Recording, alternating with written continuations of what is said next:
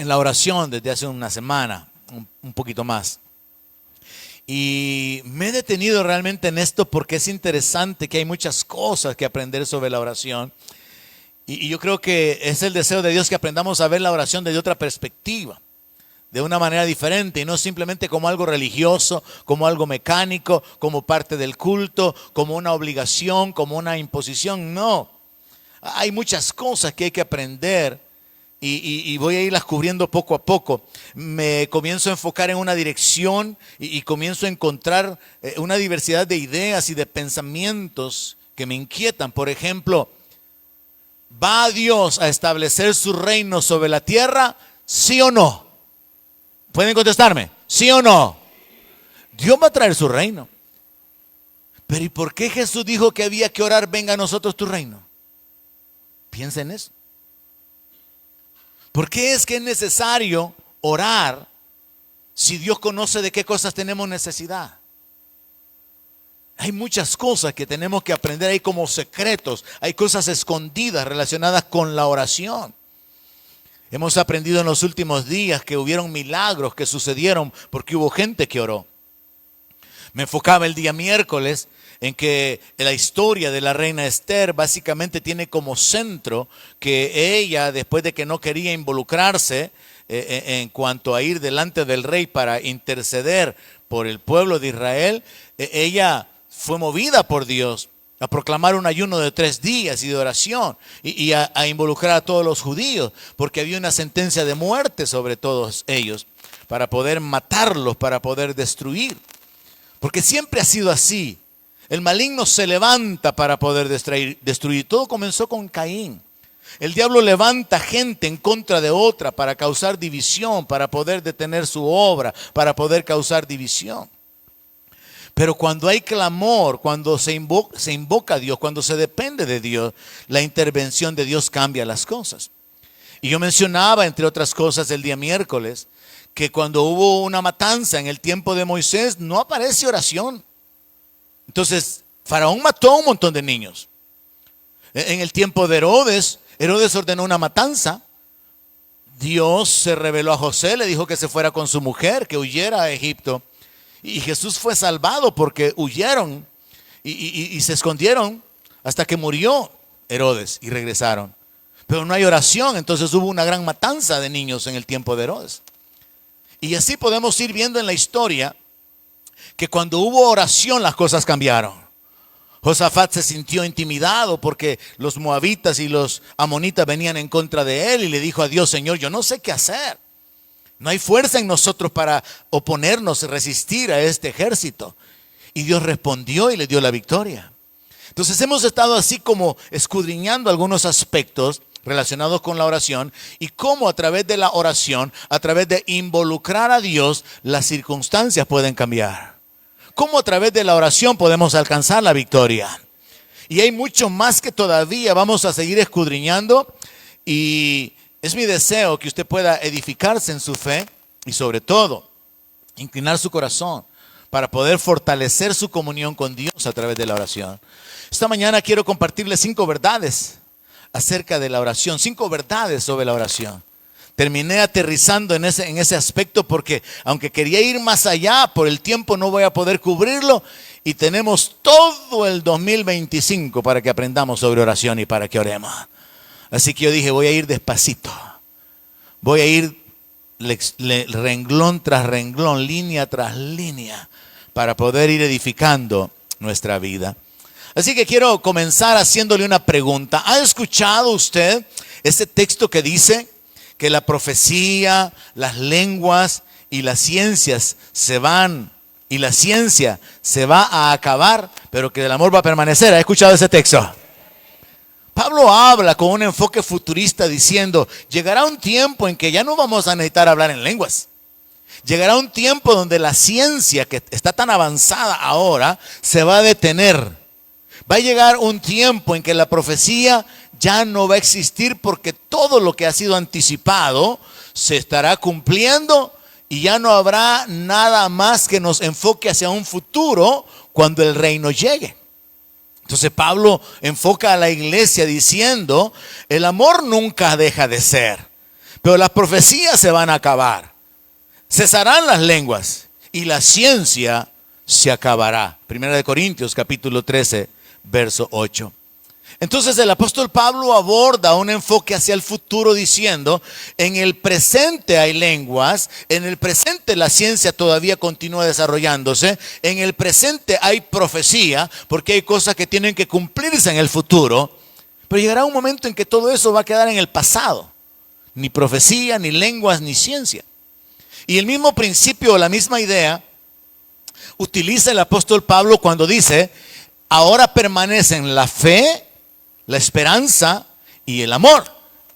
Y dice que el mayor de estos tres es el amor. Pero también resulta que se aplica el mismo principio. En el reino, en la gloria, en la eternidad, ya no va a haber necesidad de esperanza, porque se habrá cumplido todo lo que Dios prometió. Ahora necesitamos esperanza. En el reino no se necesitará vivir por fe, la convicción, la certeza de las cosas que no se ven, porque las vamos a estar viendo. ¿Alguien me está entendiendo esta mañana? Entonces tenemos que ubicarnos en nuestro presente y ubicarnos en el futuro. Y con esa idea en mente quiero hacerle entender también lo siguiente. La oración también se va a acabar. Va a haber un tiempo donde la oración va a dejar de ser necesaria. Y es que mire, tenemos que comprender que la oración surgió como una necesidad del hombre por estar separado de Dios. La oración es un acto espiritual para comunicarnos con el Dios vivo. Y la mayoría de veces la respuesta de Dios no son palabras, sino que son milagros. La gente en el ambiente espiritual o religioso se acostumbra a establecer conceptos como, por ejemplo, la oración es platicar con Dios. Pero en una plática hay dos direcciones. Usted habla y la otra persona le responde. Usted pregunta y la otra persona le contesta. Pero en la oración hay un fenómeno. Y es debido a que estamos viviendo en el tiempo de la fe y de la esperanza. Dios es un Dios que se encubre, pero se encubre para ser hallado por los que le buscan. Por los que le buscan de veras. Y Dios quiere responder a los que claman a Él. A los que le buscan de todo corazón. Pero muchas veces, y usted va a reconocer esto plenamente, muchas veces, la mayoría de veces, Dios no responde con palabras. Dios responde con un milagro. ¿Cuántas veces usted ha orado y no ha recibido respuesta de Dios?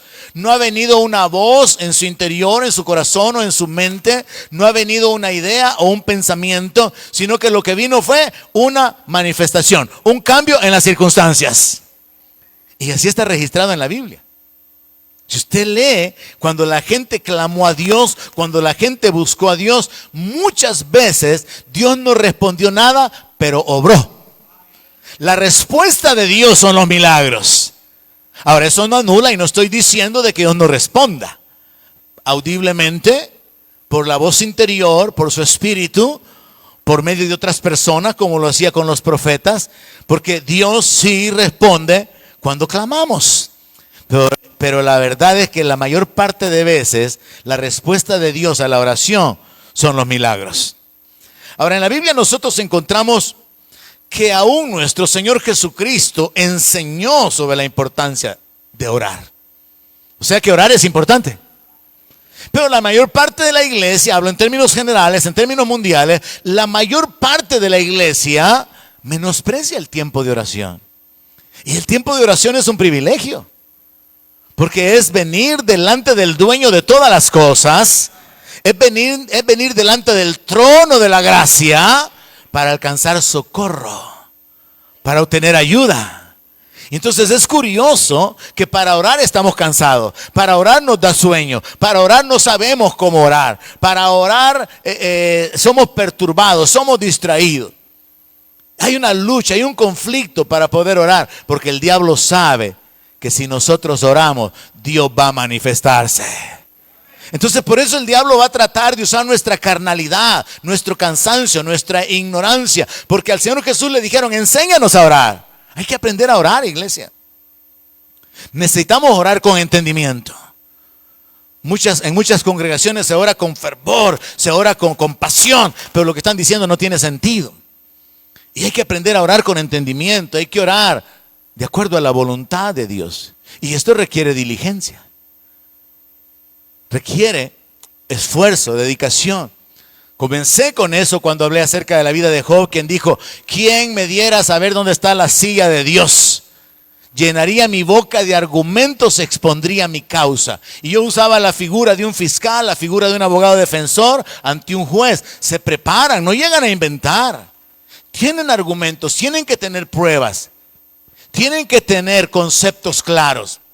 De igual manera, cuando oramos, usted tiene que saber qué es lo que le va a decir a Dios, qué es lo que le va a pedir, en base a qué, apoyado en qué porción de la palabra, o sustentado por qué usted estará pidiendo la manifestación de Dios. Así que necesitamos como iglesia enfocarnos e ir creciendo en el entendimiento de la voluntad de Dios, de la revelación de su obra, de su provisión, de sus promesas, para poder orar con entendimiento. Y si consideramos que Jesús habló de la importancia de orar, entonces concluyamos: orar es importante. Hasta el punto que el mismo Señor Jesús oraba. ¿Y por qué Jesús oraba? Si Él ya sabía para qué había venido. Él era el ungido. Él tenía un propósito de vida. Tenía el respaldo de Dios. ¿Y para qué oraba? Él no necesitaba orar, pero nos dio ejemplo a través de su vida de oración. ¿Sabe cuál es el máximo ejemplo? Dependencia del Padre. Cristiano que ora es un cristiano que está dependiendo del Padre. Cristiano que ora es un cristiano independiente. Es un cristiano que, no, Señor, yo lo voy a hacer a mi manera. Es como cuando los hijos crecen. Ya papá y mamá ya no pueden dar consejos, ya no pueden dirigir nada, no pueden dar opiniones porque, ay, no sabes, mamá, es que este es otro mundo. Tú todavía vivís en el mundo de los dinosaurios. Y los hijos rechazan el consejo, la instrucción de los padres, porque ellos ya creen que tienen sabiduría, tienen conocimiento y se independizan de sus padres, se divorcian de los padres. Hay muchos cristianos de Dios. Hay muchos cristianos que hacen las cosas en su independencia. Y por eso Santiago corrige la actitud de algunos cristianos que dicen: vamos a ir y vamos a negociar y vamos a hacer lo otro. Y él dice: en lugar de eso deberían de decir: si Dios quiere. Y le voy a decir algo: no ande diciendo primero Dios. Diga en el nombre de Jesús. Porque primero Dios no es bíblico. En el nombre de Jesús sí es bíblico. Pero usted tiene que aprender a depender de Dios. La oración nos habla de nuestra dependencia de Dios. Mientras usted ora, usted está mostrando, usted está actuando en esa dependencia de Dios. Así que 5 verdades sobre la oración. Número 1. En el jardín de Edén no hubo oración. No sé si usted había pensado en eso. Adán no oró, Eva no oró. ¿De qué estoy hablando? Génesis capítulo 3, verso 8. Oyeron la voz de Jehová Dios, que se paseaba en el huerto al aire del día. Y el hombre y su mujer se escondieron de la presencia de Jehová Dios entre los árboles del huerto. Mas Jehová Dios llamó al hombre y le dijo: ¿dónde estás tú? El punto en la historia aquí es que desde el momento de la creación de Adán y posteriormente la creación de Eva, Dios hablaba con el hombre. Dios hablaba directamente con ellos. Y este texto nos está mostrando algo claro. Jehová Dios se paseaba en el huerto. Y nos dice algo más después. Dice que el hombre y su mujer se escondieron de la presencia. La oración no tuvo lugar en el jardín porque la oración fue el resultado de la separación de la criatura con Dios, y bajo esa conciencia y entendimiento de que Dios está en los cielos, como el texto que leíamos hoy para comenzar el culto, bajo ese entendimiento de que Dios está en los cielos y desde allá responde, surge la oración como la intención de la criatura separada de Dios, queriendo comunicarse con Dios. Pero en el jardín del Edén, Adán hablaba con Dios. Dios le dio instrucciones. Dios mandó a Adán. Dios le hizo saber propósitos, Dios hablaba directamente con él. Entonces podemos establecer esta verdad, que antes de la caída, Adán tenía comunión con Dios. No había oración, porque la oración no es algo que se realiza en la presencia de alguien, sino que es la comunicación delante del Dios a quien no podemos ver. Y de ahí la importancia de que nosotros entendamos lo de continuamente encomendarnos a Dios, invocar a Dios, pedir su ayuda, porque no lo vemos, pero lo necesitamos en nuestra vida. Entonces, antes de la caída, Adán tenía comunión con Dios, pero Adán fue echado del paraíso y quedó separado de Dios. Segunda verdad sobre la oración: en la ciudad de la Nueva Jerusalén no habrá oración. ¿Por qué no va a haber oración? Porque al igual que en el jardín, las criaturas, los redimidos, los santos, al igual que los ángeles que están en la presencia de Dios, no necesitan ese acto de fe, de creer que hay un Dios mientras le buscan, porque saben que hay un Dios porque están en su presencia. En Apocalipsis capítulo 22, verso 3 dice: y no habrá más maldición, y el trono de Dios y del Cordero estará en ella. Está hablando de la ciudad. Y sus siervos le servirán, y verán su rostro, y su nombre estará en sus frentes. ¿Alguien oyó eso para que se goce? Verán su rostro. Si estamos en la presencia de Dios, si estaremos en la presencia de Dios, habrá comunión. La comunión que Adán perdió en el jardín, esa comunión va a ser restaurada. Adán tenía comunión y la perdió con su transgresión, pero por la muerte del Señor Jesucristo se recupera la comunión con Dios. Adán fue echado del jardín y quedó separado de Dios, pero Dios nos ha llamado a su reino, a su gloria eterna, y su siervo veremos el rostro de Dios. Entonces el espacio que queda en medio es el espacio para la oración. No hubo oración en el jardín del Edén, no habrá oración en la Nueva Jerusalén.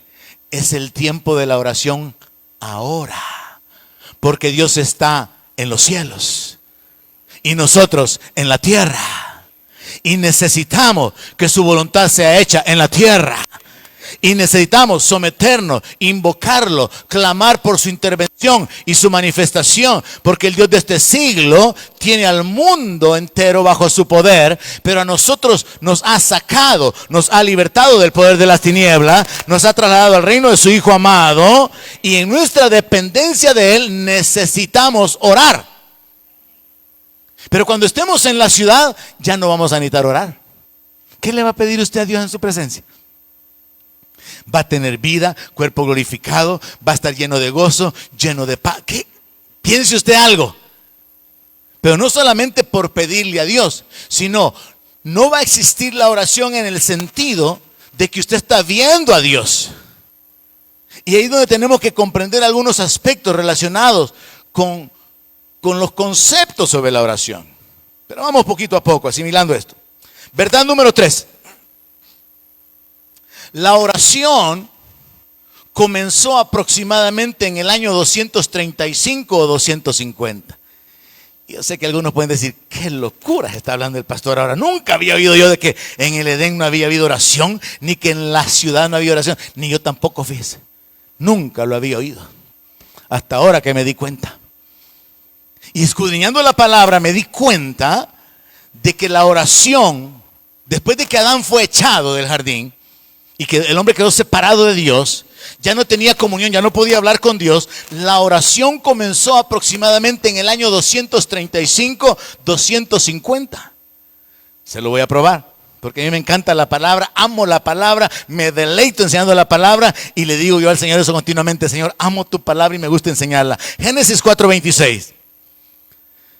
Dice que a Set le nació un hijo y llamó su nombre Enós. Entonces los hombres comenzaron a invocar el nombre de Jehová. O sea que pasaron unos añitos entre la caída de Adán entre el ser echado del jardín, entre quedar excomulgado y separado y destituido de la gloria de Dios, sin acceso a Dios, después de haber visto la presencia de Dios, después de haber oído la voz de Dios, después de haber estado en su presencia, pasaron años. Y le voy a probar cuántos años.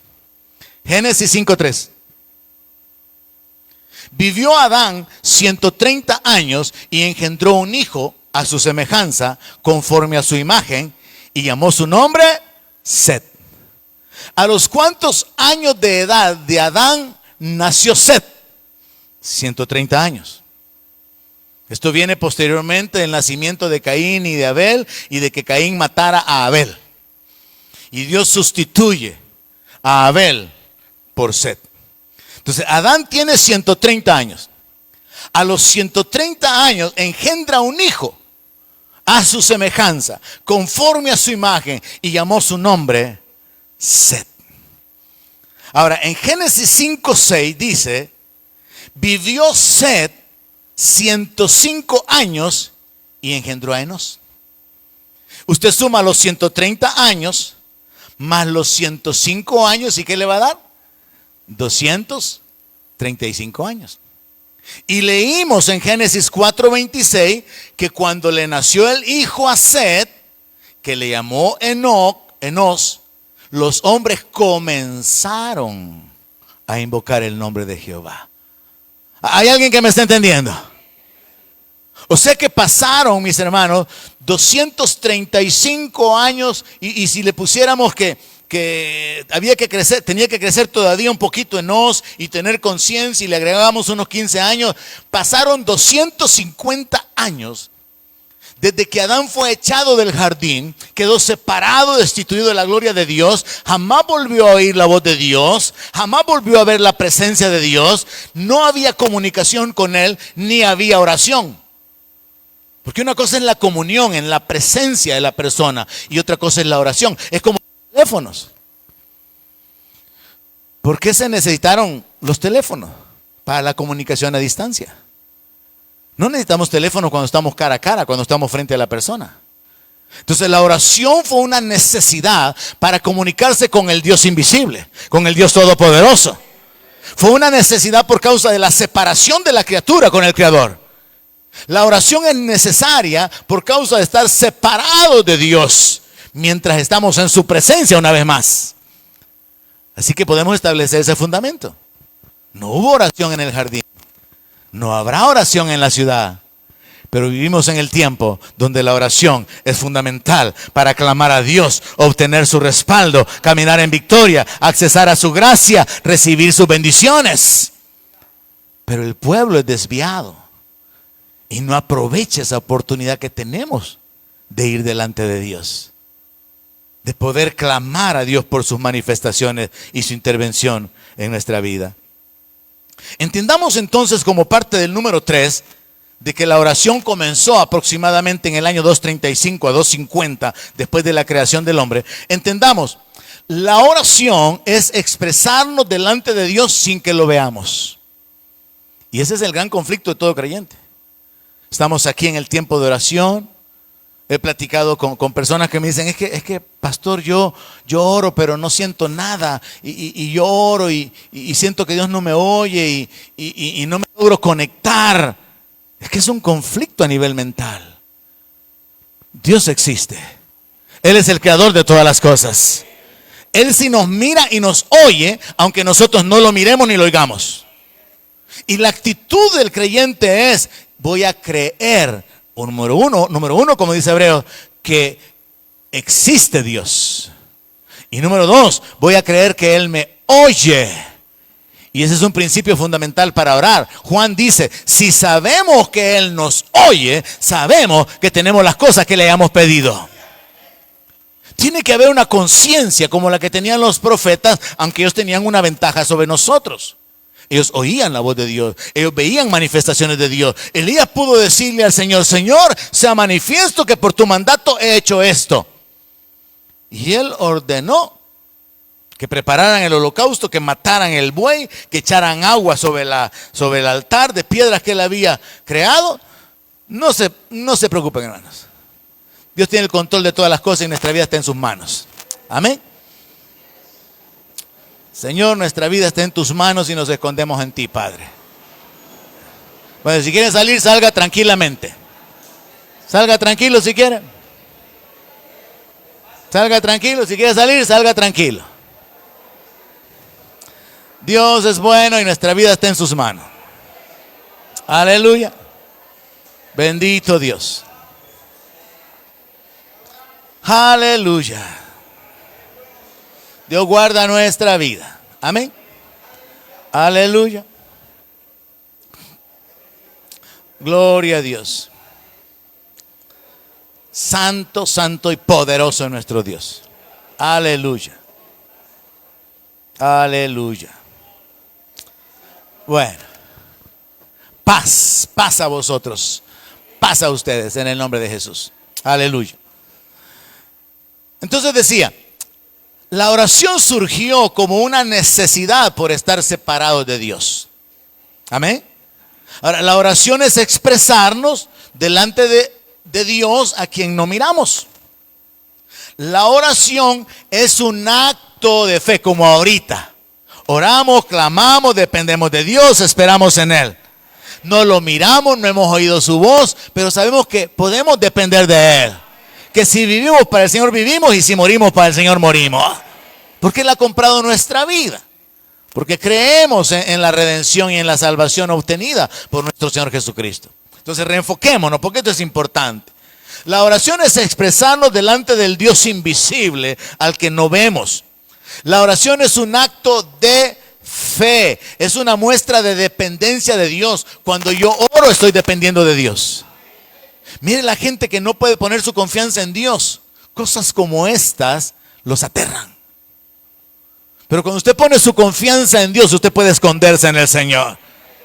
Ahora, básicamente, la oración es pedirle a Dios su intervención milagrosa o su guianza. Usted tiene que resumirlo de esa manera. La oración es pedirle a Dios, Señor, haz un milagro o Señor, dirígeme. ¿Qué debo hacer yo? ¿Qué decisión puedo tomar? Entonces, a través de la oración, usted le pide a Dios que Él intervenga, que Él responda con tremendas cosas o que Él le guíe para poder tomar decisiones. Número 4. La victoria, la restauración y el perdón dependen de la oración. Segundo libro de Crónicas, capítulo 7, verso 12.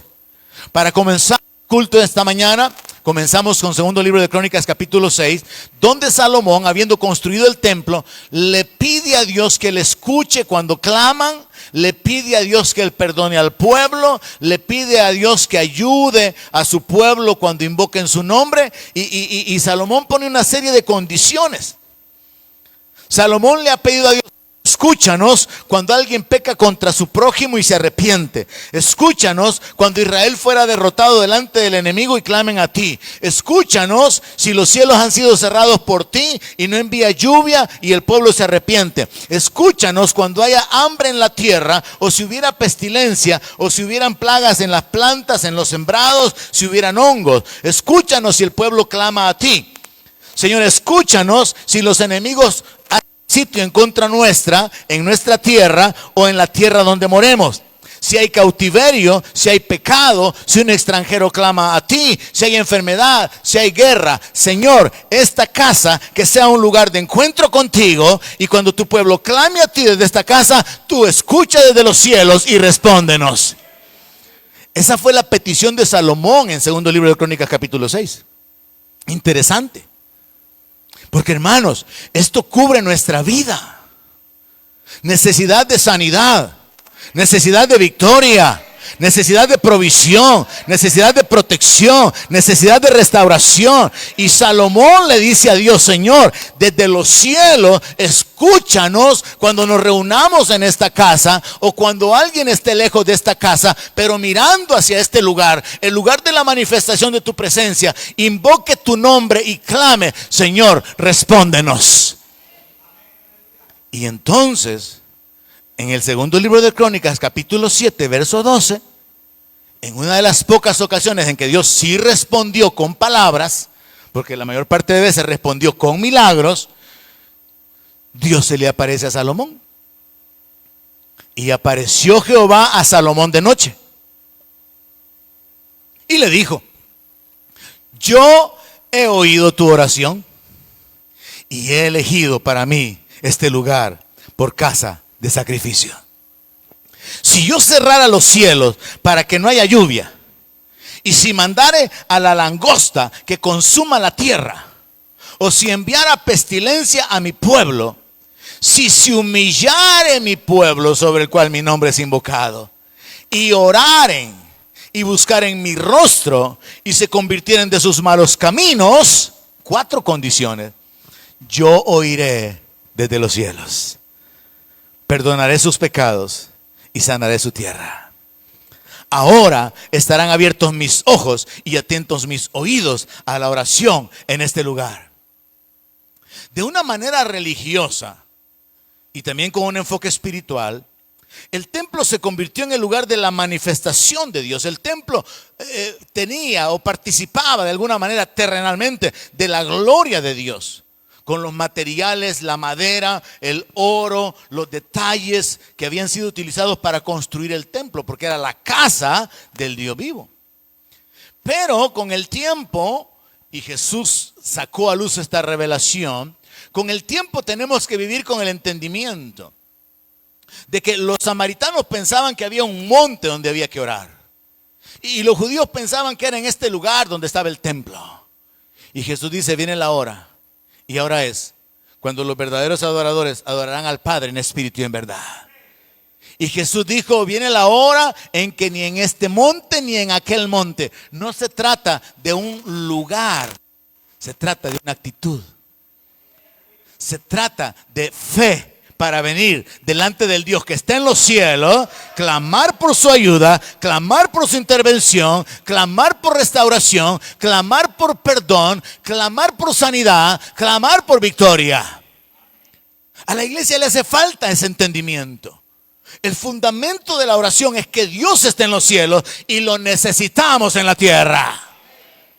La necesidad de la oración radica en que el ser humano quedó separado de Dios después de la caída de Adán, y la oración es el recurso, es el medio para poder conectarnos con Él y pedirle que se manifieste. Segundo libro de Crónicas dice en el verso 39 del capítulo 6: tú oirás desde los cielos, desde el lugar de tu morada, su oración y su ruego, y ampararás su causa y perdonarás a tu pueblo que pecó contra ti. Yo dije recientemente en una de las enseñanzas: hay muchos milagros que no han sucedido porque no oramos. Hay muchas victorias que no hemos alcanzado porque no oramos. Hay muchas bendiciones que no hemos recibido porque no oramos. Y aquí está la clave, hermano. Dios está en los cielos, Él escucha desde los cielos y Él envía ayuda, Él envía socorro, Él se manifiesta a favor de los que claman a Él. Él escucha la oración y responde. Ahora nos corresponde a nosotros, y vamos a seguir aprendiendo sobre esto, nos corresponde a nosotros dar ese paso de fe, caminar en esa actitud de dependencia de Dios a través de la oración. ¿Qué milagros usted va a recibir en el 2025 que no recibió en el 2024? Porque hoy sí va a orar. ¿Qué bendiciones usted va a poseer? ¿Qué promesas usted va a recibir y va a abrazar? Porque no oró en el 24, pero ahora sí está entendiendo. Dios escucha desde los cielos. Él amparará su causa, Él lo va a perdonar, Él lo va a levantar, Él lo va a restaurar, Él lo va a guiar hacia la victoria, hacia la bendición. Si usted clama, si usted busca su rostro. Entonces la verdad número 4 es que la victoria, la restauración y el perdón dependen de la oración. La palabra dice: si confesamos nuestros pecados, Él es fiel y justo en perdonar nuestros pecados. ¿Por qué la gente vive separada de Dios? Porque no se han arrepentido y no han confesado su pecado. y no se han apropiado del perdón? ¿Por qué a nosotros, como creyentes o como hijos, muchas veces nos dificultan las cosas? Porque las estamos haciendo a la manera de los gentiles. Afanados por el vestido, afanados por la comida, cuando lo que tenemos que hacer es buscar primeramente el reino de Dios. Y parte de buscar el reino primeramente es la oración, donde usted pone su necesidad, su causa, sus temores, sus debilidades, se expone delante de Dios y le dice: Padre, escucha desde los cielos, mírame, afligido y necesitado, vengo delante de ti. Y después de que usted ha cubierto las áreas que tienen que ver con su propia vida, usted se enfoca en las necesidades de otros, comenzando con su familia, sus hijos, sus nietos, intercediendo, sus hermanos, su familia extendida, la iglesia, amigos, vecindario. Y usted ora por nombre, y usted se vuelve un intercesor, porque usted entiende que a través de la oración causamos que el poder de Dios se manifieste en nuestra vida. Punto número 5 y final. La oración de sus hijos es causa de gozo para Dios. Mire, yo tengo 3 hijos y yo me alegro cuando cualquiera de ellos me llama. Nos reunimos para comer o en su casa de algunos, pero yo me alegro cuando cualquiera de ellos me llama para saludarme o para bendecirme. Simplemente por hablar, saludarme, ¿cómo estás, papá? O decirme algo. O para que nos pongamos de acuerdo y que nos veamos o que los visite. Yo me alegro cuando uno de mis hijos se comunica conmigo. Y sabe algo raro también. Y usted diga amén si a usted le pasa también. Yo me alegro cuando cualquiera de mis hijos se acuerda que tiene papá y me llama para pedirme algo que sabe que tengo. Aleluya. O usted se enoja, ¿ah? Ahora oiga esto. Proverbios 15:8.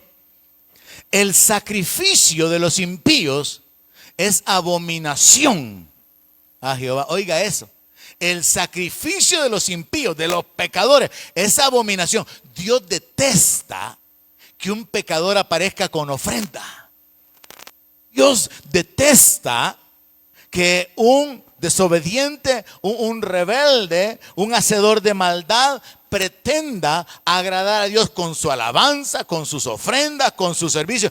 Dios detesta el sacrificio de los impíos y se llama abominación. Se eleva al nivel de abominación, algo abominable, algo detestable. Pero olvidémonos de eso y enfoquémonos en la segunda parte. Mas la oración de los rectos es su gozo. O sea que Dios, cuando usted ora, imagínese si yo siendo malo, ¿cuántos saben que soy malo? Díganme con libertad, porque usted también. Jesús dijo que solamente había uno bueno, y es Dios. Si nosotros siendo malos sabemos dar buenas dádivas, si nosotros siendo malos nos alegramos cuando un hijo nos busca para pedirnos algo, nos alegramos y nos gozamos cuando nos me llaman para poder vernos, cuando nos llaman o se comunican con nosotros solamente para saludarnos en un día del padre, del cumpleaños o el día de no cumpleaños o lo que sea, si nosotros nos alegramos y queremos ser de bendición para nuestros hijos y para nuestros nietos, para nuestros familiares, ¿cómo no será con Dios nuestra oración? Hasta el punto que en Apocalipsis 5:8 hay un secreto.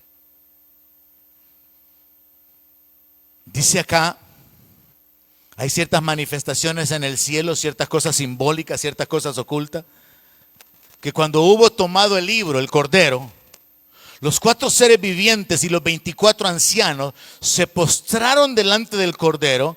Todos tenían arpas y copas de oro llenas de incienso, que son las oraciones de los santos. ¿Qué?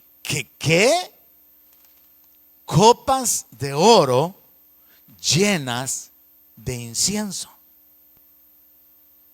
que son las oraciones de los santos.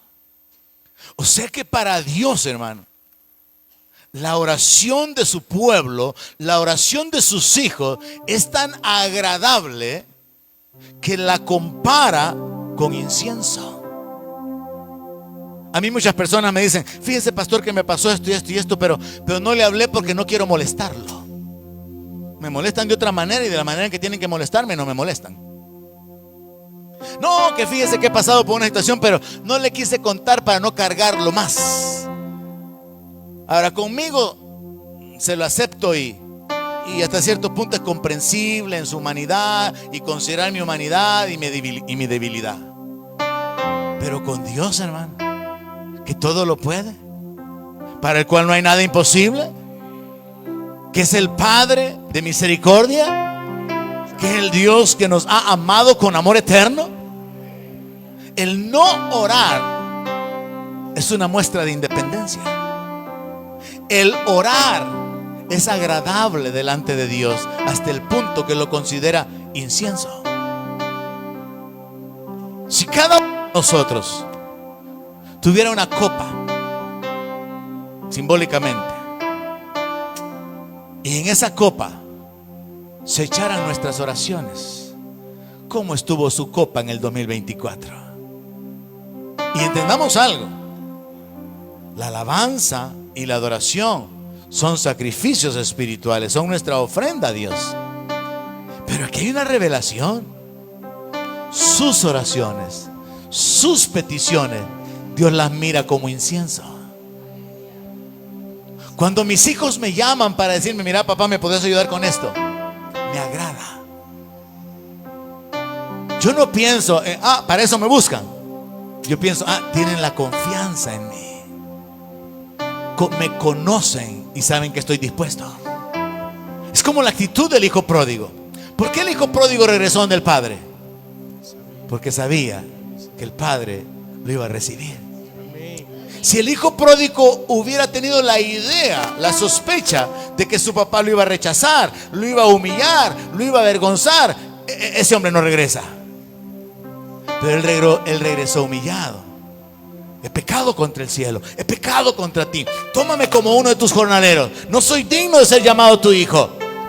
Y ante la humillación, el padre lo levanta, pone anillo en su mano, ordena que le den nueva vestidura, ordena que le den calzado y le restaura en la posición de hijo.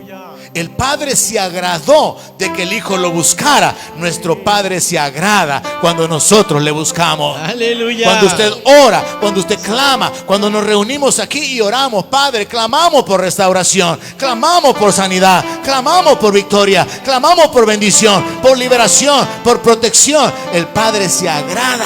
Aleluya. Y es como que se fueran llenando las copas de incienso, de olor agradable delante de Dios. ¿Recibe eso esta mañana, hermano? Sus oraciones delante de Dios son como incienso. Sus oraciones delante de Dios no son gravosas. No es algo así como que, y ya venís otra vez. Dios está esperando que nos acerquemos. Amén. Dios está esperando y nos invita a que nos acerquemos. Aleluya. Suficiente por hoy, hay más que tenemos que escudriñar. Continúo el miércoles, pero esta mañana solamente le recuerdo: número 1, en el jardín de Edén no hubo oración. Número 2, en la ciudad, en la Nueva Jerusalén, tampoco habrá oración. Número 3, la oración comenzó aproximadamente en el año 235-250, cuando nació Enós. Allí los hombres comenzaron a invocar a Dios. Número 4, la victoria, la restauración, el perdón, la provisión, la protección, todo eso dependen de la oración. Aleluya. Y número 5, la oración de sus hijos es causa de gozo para Dios. La oración de los rectos es su gozo. Y Dios considera que nuestras oraciones son como incienso, son agradables delante de Él. Así que ahora, ¿qué resta? que con nuestro entendimiento de que estamos viviendo en el tiempo de la oración y invoquemos al Dios que habita en los cielos, pero que quiere manifestarse en la tierra. Y vayamos en dependencia de Él, tras las bendiciones, la victoria, la restauración, la sanidad, la vida, la provisión, la protección, porque todo eso depende de que invoquemos a Dios en nuestra vida. Amén. Y que Él se manifieste y se glorifique. Aleluya. Póngase de pie. Vamos a concluir. Vamos a pedirle a Dios que se manifieste.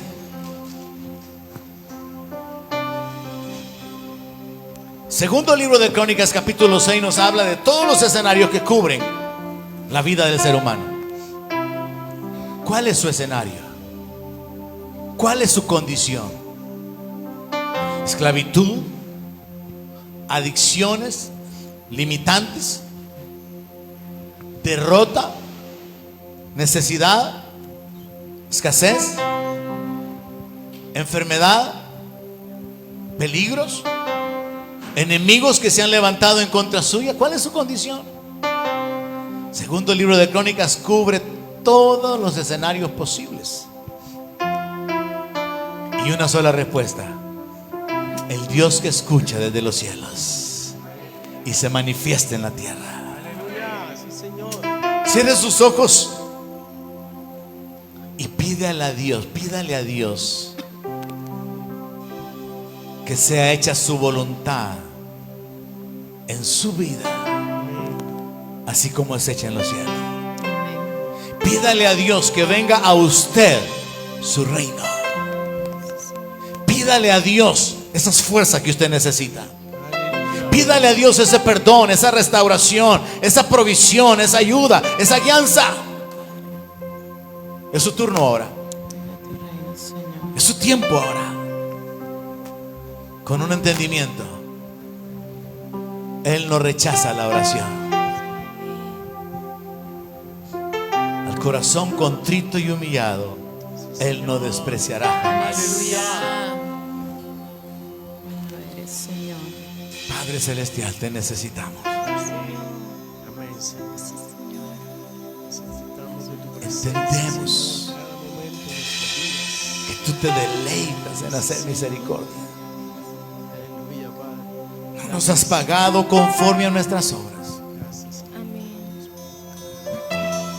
Y aunque hemos cosechado consecuencias de nuestras decisiones, de nuestro pecado, de nuestra maldad, tú has sido bueno y has puesto un límite.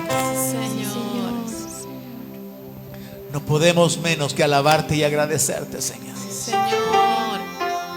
Y reconocer que nuestro pecado está delante de ti, la maldad de nuestro corazón, la injusticia. Nos podemos esconder. Reconocer, Señor, que lo malo que no queremos hacer, eso hacemos.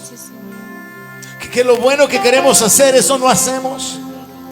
Que somos miserables mientras estamos en este cuerpo de muerte.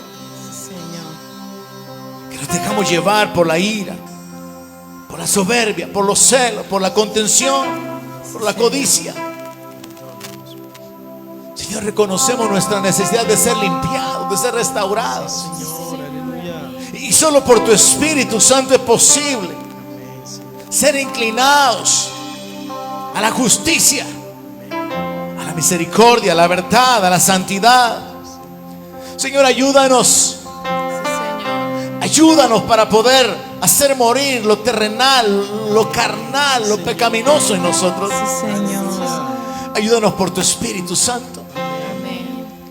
Obra, Señor, no solamente perdonando nuestro pecado, limpiándonos de toda maldad, sino ayudándonos, sosteniéndonos, no dejándonos caer en la tentación, fortaleciéndonos, vivificándonos, recordándonos tu palabra, fortaleciendo nuestra vida espiritualmente. Padre, nos volvemos a ti, primeramente necesitados de ser perdonados, de ser restaurados, de ser limpiados. Nos volvemos a ti necesitados de tu poder manifestándose en la sanidad de nuestros cuerpos. Necesitados de que tú te levantes a favor nuestro para defendernos, para protegernos. Aleluya. Que te manifieste como el proveedor, como el pastor. Amén, amén. Que continúe, Señor, de una manera admirable y sorprendente, Sí, Señor. aderezando mesa delante de nuestros enemigos. Sí, Señor. Envía tu socorro, envía tu ayuda de los cielos. Escucha, Señor, escucha el clamor de tus hijos. Amén. Que este año, Señor, pueda ser un año diferente, donde puertas se abren por causa de la oración, Amén. donde ventanas son abiertas en los cielos y envía bendición por causa de la oración, de la obediencia, de la conversión, de la fe, de la dependencia de ti. Ayúdanos, Sea algo, Señor. dirígenos, Señor. ordena nuestros pensamientos, ordena nuestros pasos. Señor, en el nombre de Jesús. Glorifícate, Padre, Glorifícate, Rey. glorifícate, Señor, en nuestra vida. En esta hora, Señor. Ante ti venimos en reconocimiento de tu autoridad, Damos gracias, Señor. de tu amor, de tu poder, en dependencia de ti, Señor. Generaciones se postran a adorarte, Bendito Rey, le cantan al Cordero que precioso Dios, venció. glorifícate. Los que nos precedieron y los que en él Bendito, creerán, bendito. le cantan al Cordero que venció. Tu nombre es más alto, tu nombre es No hay más nadie como tú, grande, Señor. tu Es el nombre Dios de los cielos. sobre todo